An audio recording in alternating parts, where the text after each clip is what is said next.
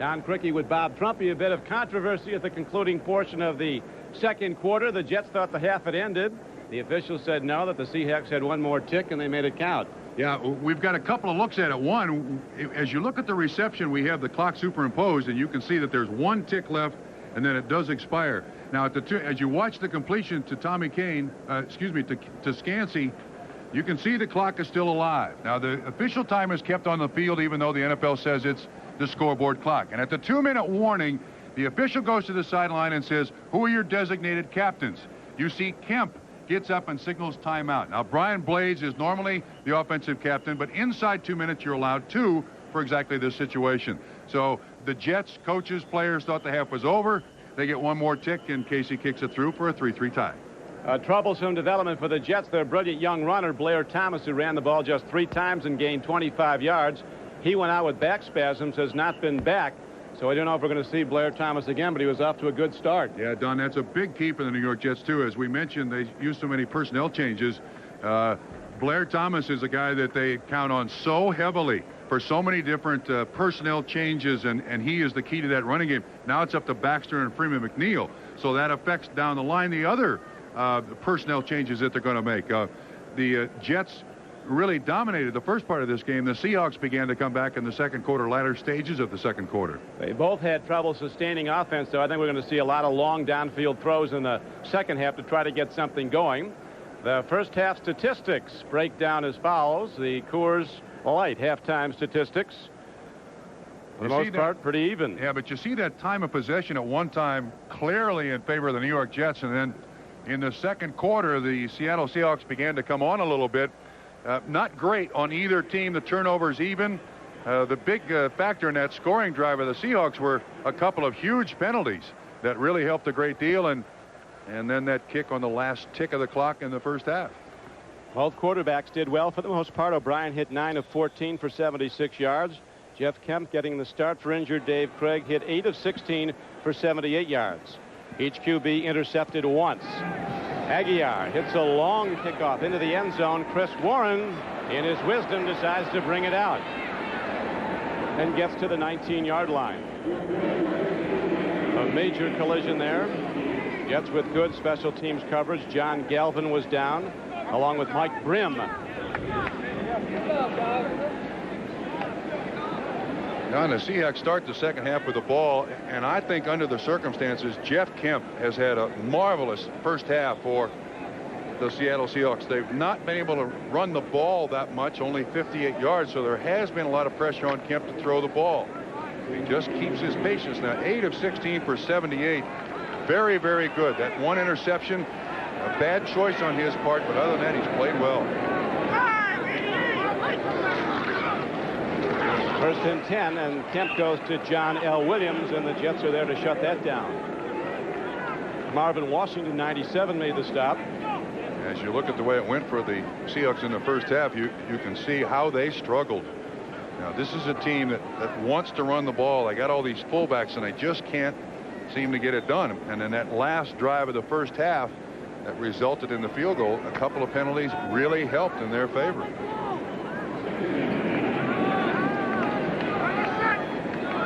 Seahawks now going with the basic pro set. 2 wide receivers, split backfield. Fenner and Williams are the runners, and Kemp drops to throw on 2nd and 10. He goes to running back Derek Fenner. He's ahead for a gain of perhaps 4 yards. James Hasty was on him quickly. Fenner, 44, earned $75,000 last year, and he held out this summer. He wanted a raise of 10 times that, 10 times that. Yeah, John L. makes like $950. Fenner made $75,000 and led the conference in touchdowns scored. Led him in rushing touchdowns with 14 and total touchdowns with 15. Led the American Conference. Now the quarterback for the Seahawks, Jeff Kemp, again aligns in the shotgun. 3rd down. Hawks need 7. Heck might have moved at left tackle. No flag. Out pattern and a throw and completion to Brian Blades. Beautifully done. A former standout for the Hurricanes of Miami, and during his college career at Miami under Jimmy Johnson, his team lost a total of 2 games. Stargell, the cornerback, excellent timing, perfect execution by Jeff Kemp. Boy, that's a confidence builder. Watch this throw. Ooh. Lageman, Bird, 90. Bird really hammers him, but Kemp has got that strong arm, and when he was with San Francisco, he learned that timing, when to anticipate the break of the receiver with Bill Walsh and Paul Holmgren. Feels that's one of his greatest strengths. Seahawks keep it interesting. They had 3 games decided last year in the final play of the game. 6 games decided in the last minute. Here's a throw to Fenner on first down.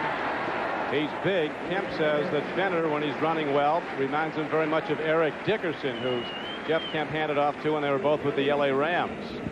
Big, almost 6'5" is Fenner. 230 pounds, yet with good speed and very good movement. Again, a great job by Jeff Kemp. He looks down the field and then comes back to the outlet receiver. You make the defense defend, as you see Kemp looking at the menu there on his arm. The Seattle team uses that menu extensively. Dave Craig, with all his years' experiences, uses that menu on his arm, a series of plays.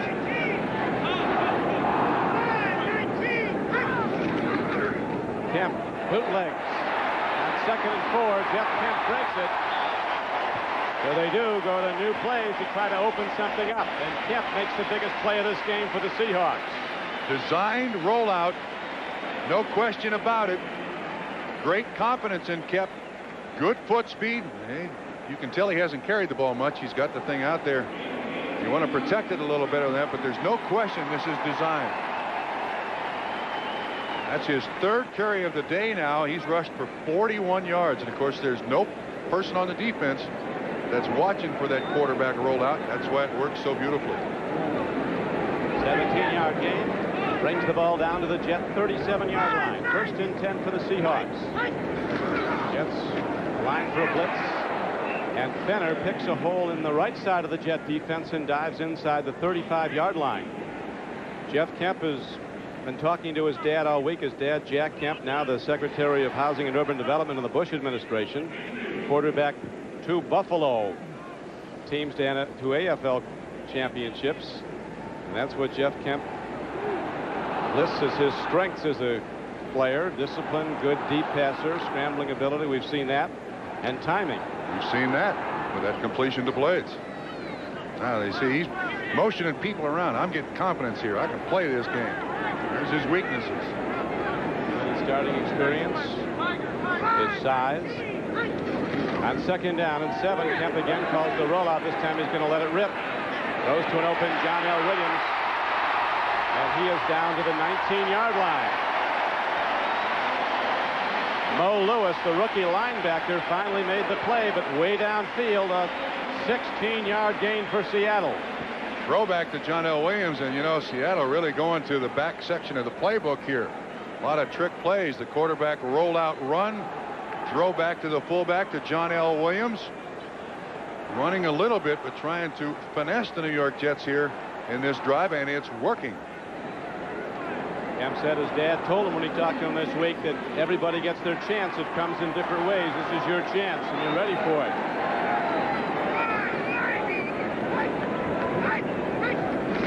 First and 10. Fenner with blockers in front. And Derek Fenner on a first down carry is down close to the 17-yard line. He got a couple of yards before the hard-hitting strong safety from Nebraska, Brian Washington, made the stop for the Jets. You know, Don, we've spoken a lot about Jeff Kemp.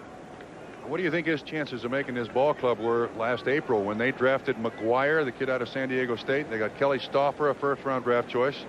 They got McGuire, a first-round draft choice. They got Dave Craig, longtime starter here. There's McGuire, number 10. And then you got this kid that's been around here for 5 years, and his last start was 1988. Do you think he felt his chances were good? Well, they're looking good right now. Performed very well. He has. He's been solid from the outset. Now 2nd down and 8. Kemp again takes a deep drop. Lets it fly, and he's almost picked off by Tony Stargell. That time Kemp overthrows the intended receiver Brian Blades, and Stargell had an open play on the ball. He can't get careless here now. He's had good success to this point in the game, and now's the point where you're feeling very comfortable. You see how far away he threw that ball from Blades. He was 5 yards away from the receiver. For the rest of this game now, Jeff Kemp can't be careless. keep that discipline that he lists as one of his strengths. So last Sunday, when he came in for the injured Dave Craig, Jeff Kemp had not taken a regular season snap since 1988. Quarterback rollout worked here good. Third down. Seahawks need 8. Here's a timing throw. It was right where it had to be, but the receiver, Lewis Clark, wasn't looking at the ball. And breaking it up was R.J. Kors. 1, 2, 3 steps. The receiver's watching a defensive back. Yeah, you can't throw it much better. That was almost in the ear hole of the helmet. I mean, that's hitting the target. There's no question about that. So Kors, number 25, comes off the field, and John Casey goes back out. His lone field goal try was a good one today on the final play of the first half from 23 yards out. And he's looking now to break this 3-3 tie. With 8:57 to play in the third quarter. Casey knocks it up and through from 34 yards out. And for the first time, the hometown Seahawks take the lead over the Jets. Seattle kicks off when we come back to the Kingdome. The new Mazda, it just feels right. By Coors Light, the Silver Bullet is the right beer now. By Right Guard Sports Stick, anything less would be uncivilized. And by Hertz, we never forget who made us #1. We're Hertz, we're America's wheels. Back to Seattle. The Seahawks kickoff after they've just taken a 6-3 lead. Goes downfield, a very fast down. Odegaard, he pops it up, and the Seahawks have it.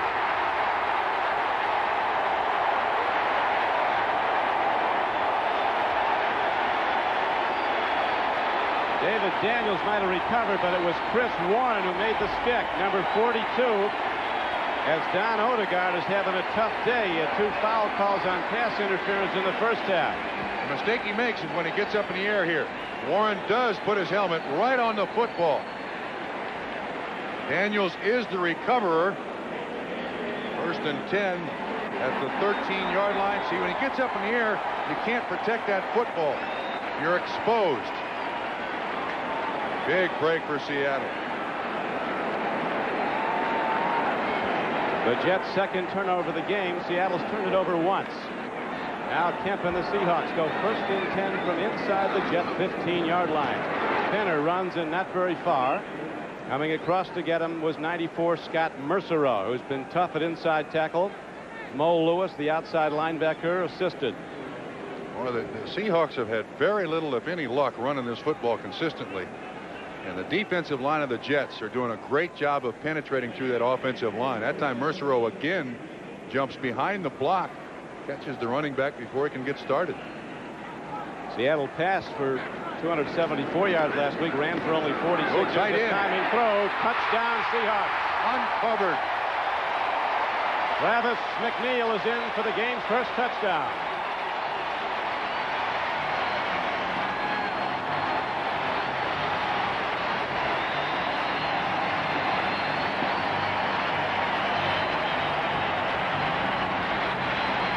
Blown coverage by the Jets. There is no one around.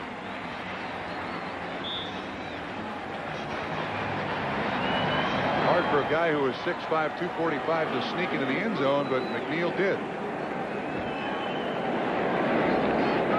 So the Seahawks capitalized quickly on the fumble recovery.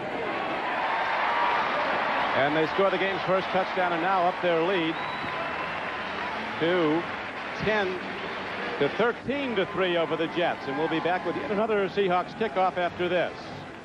10 unanswered points here in the third quarter to take a 13-3 lead. Here's another kickoff, and again it'll be Odegaard who fumbled the last return.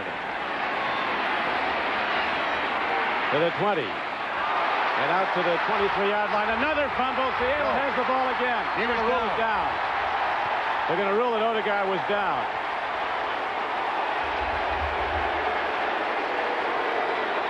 He did fumble, but after he hit the turf, so the Jets will keep the ball. James Jefferson makes the stick. 26. The ground can't cause the fumble, no question, down by contact, and the ball comes loose when he hits the ground. Jets ball. No question about that. You can see it roll loose. So that's a good call by Pat Haggerty and his crew. Great second look. Our producer is Victor Frank, director Richard Klein, executive producer at NBC Sports Terry O'Neill. We're coming from the Kingdom as O'Brien on first down, sprints out, stops and throws to an open tight end, but there's a little too much lead on the ball, and Mark Boyer from Southern California can't get to it. The turnovers last week and this week certainly have hurt the New York Jets, although last week they beat Tampa Bay, overcame some turnovers. Today, those two turnovers. You see the touchdown just scored by Travis McNeil. And that's one of the things that Bruce Coslett and his staff wanted. No turnovers. Now the Jets have to open up their offense. Second down and 10. They led for virtually the entire first half until Seattle tied it on the final play of the half. And now the 12th man here in Seattle kicks in. Super decibel level crowd noise. A penalty marker's down as Cortez Kennedy sweeps under Freeman McNeil. Yeah, that penalty is the 25-second clock expired. This is going to be no play. Delay of game. Offense. Jets are kind of coming unhinged here a little bit. There's the signal. You could see Bruce Coslett just grab his shirt, a signal to Ken O'Brien. Toon comes in.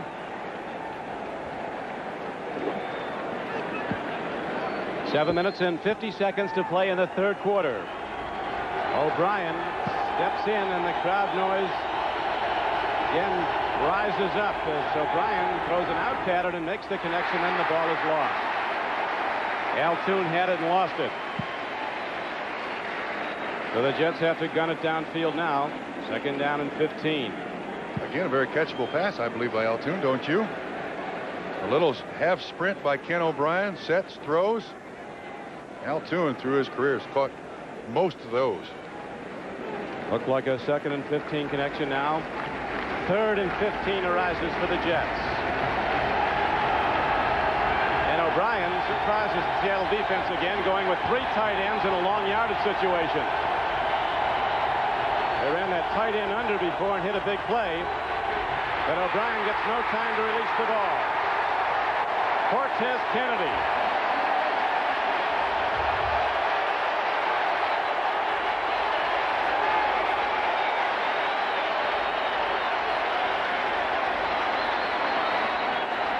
You'd have to be here to believe how loud this building gets. You see an excellent move by Kennedy. Running around the center. No, I take that back. Running around 66 Cadigan. Cadigan's hanging all over him. For a big guy, still great agility. Look at Cadigan trying to drag him down. He still makes the sack. Aguiar punts from the end zone, hits it downfield. Warren fields it. He has an open threat and takes it down to the 25-yard line. Oh, that's 2 big guys hitting there. Warren and Baxter. Woo! Baxter bounced off him like a rubber ball. So the Seahawks are in position to possibly score again. With Bob Trumpy, this is Don Criqui back at the Kingdom in Seattle.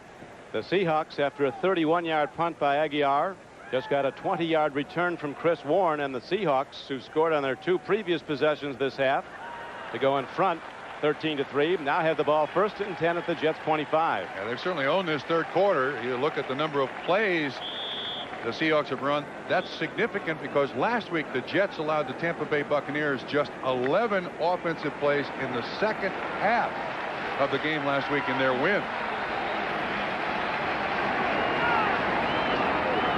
And the Seahawks now have this big crowd of theirs back in the game. It was quiet for most of the first half. Benner runs, breaks into the open, and James Hasty knocks him down, but this is a fumble. It might be. No, he's counted down. They'll rule the ground caused the fumble again. 9 yards on the carry, and I think you're beginning to see some fatigue in this Jet defense. It's a good defense. It's not deep. And they've been on the field the entire second half. Now, the ground causes the fumble. Ball down there. That's a nice 9-yard pickup for the Seahawks. A nervous one. Lonnie Young of the Jets got the ball. But it was a 9-yard gain at 2nd and 1. All position at the 16-yard line of the Jets. Jeff Kent, his confidence growing, continues to direct this offense as the Hawks keep moving the ball. Fenner dives down to the 15-yard line. As we take a look at the Hertz ticker and the finals from earlier today.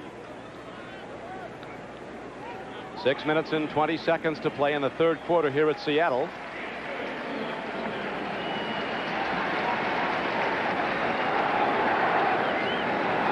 The 49ers have now come from behind, as have the Raiders.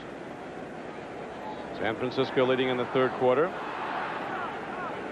Coach Knox, a Jet assistant, as we mentioned, when he was there, the PR director Frank Ramos said he also sold mutual funds to members of the team and whoever else would buy them. That's before coaches made $1 million a year. First down. Jeff Kemp throws for the end zone. Man is open. Tommy Kane. Touchdown, Seattle.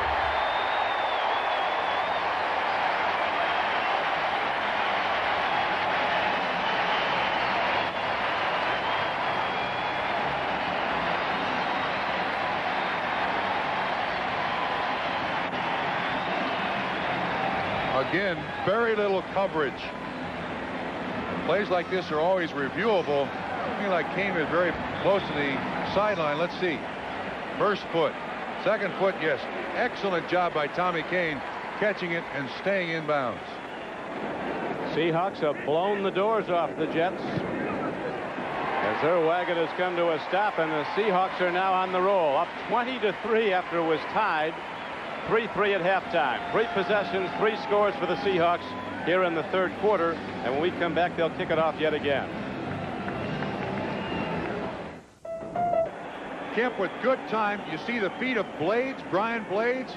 He hooks up with Lonnie Young, and it looks like Stargell loses his footing. Nice throw. Great catch by Tommy Kane. Kemp has now hit 14 of 24 throws for 2 touchdowns. He's been intercepted once. Mathis runs it back for the Jets. Terrence Mathis crosses the 20. He's knocked down. He's across the 35 and out to the 37-yard line. They took Odegaard off of the kickoff return and put Terrence Mathis back there. Kemp 14 of 24, 2 touchdowns and an interception. Seahawks have scored on 3 straight drives. They have scored 17 points in 3 minutes and 13 seconds. Time of possession in the third quarter. The Seahawks have had the ball for about 8.5 minutes. The Jets for less than 1.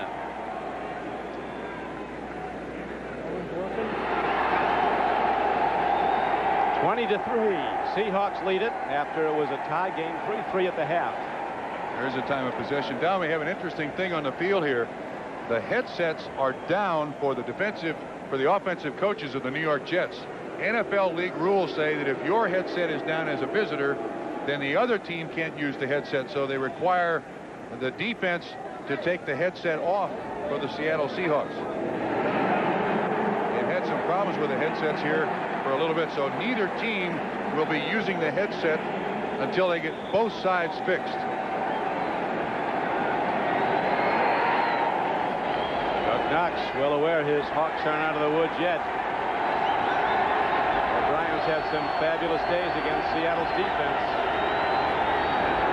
Now they go to the run, and Freeman McNeil takes it up the middle on a first down carry. He's ahead to the 44-yard line.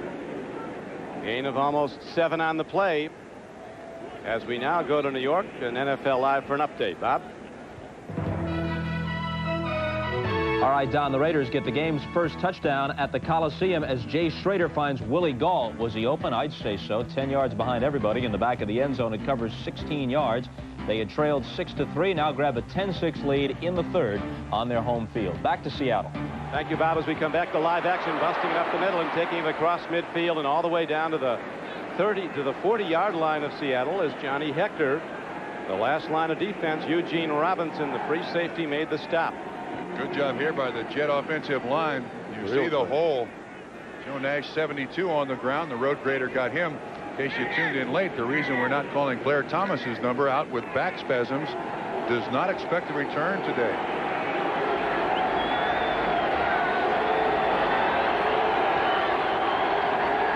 Rob Moore goes in motion. And O'Brien, play faking, freezes the defense, then hits an open man for a gain down inside the 30-yard line. Now he lost the ball, did Rob Moore. So it goes incomplete, and it comes to 2nd down and 10. Al Toon, the intended receiver. He dropped 2 today.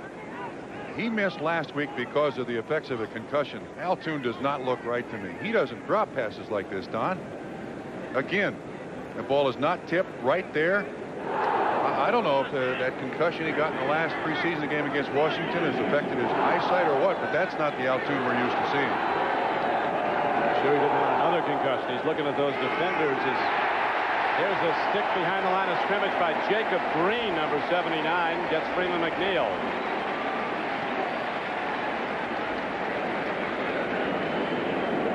Loss of 4 yards on the play.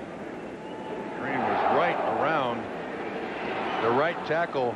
I think Irv Eatman is in there presently. Irv Eatman and Brett Miller are splitting time. No, it's Miller, 82. Looked like they were trying to lead block with Johnny Hector, and Johnny Hector didn't even make contact with Jacob Green.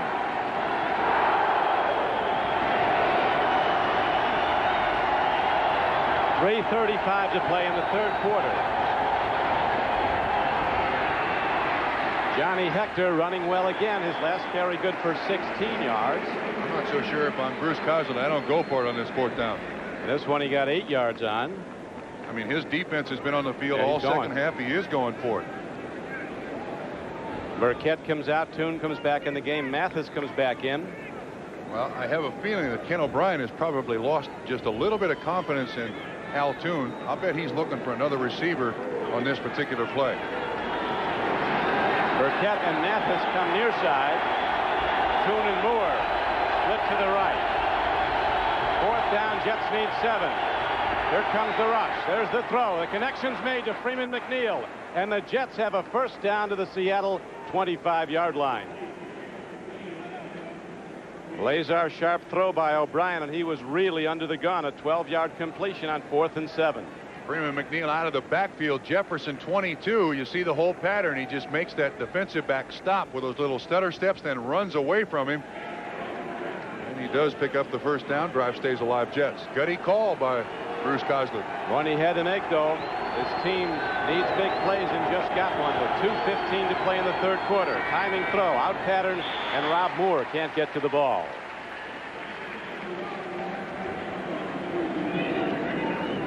Rob Moore suffering with a little bit of a hamstring pull. Can't really run full speed, but he kind of fades that pattern a little bit. When those quick outs are run, you want that break to be very sharp. And again, that timing, O'Brien 3 steps and throw it out there. The pattern has to be precise. Not one of Ken O'Brien's career days. Hector and McNeil have run the ball well. They're the 2 setbacks behind O'Brien. This is Hector.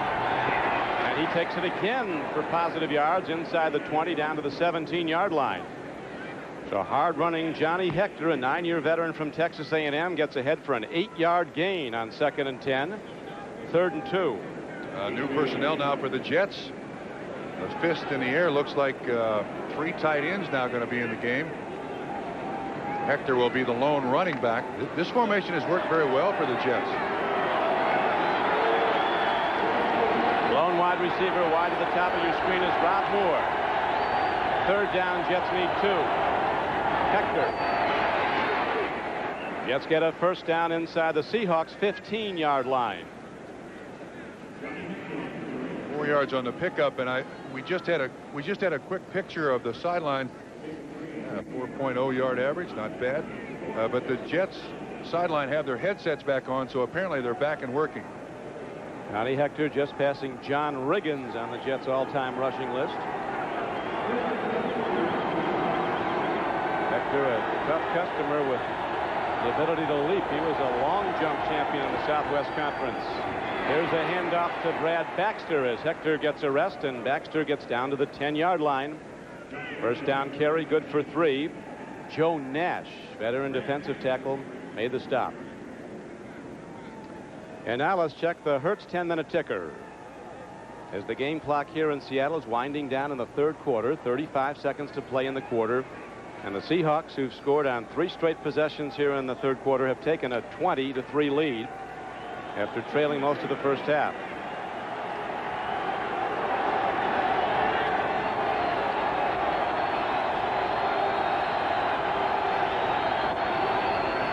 Freeman McNeil as markers go down. Terry Wooden, an outside linebacker, number 90, made the hit.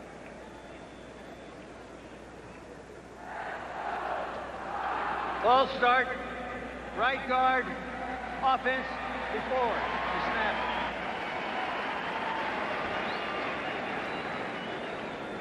False start. Prior to the snap.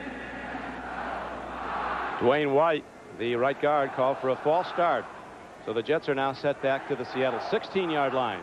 Tough call here. 2nd and 12. This is the 11th play of this drive for the New York Jets. Obviously their longest drive of the second half, and they're going to let the quarter expire, Don. And a big quarter it was for the Seahawks as they scored 17 unanswered points in the third quarter to break the tie and go in front, set by a score of 20-3. We'll be back after these messages from your local station.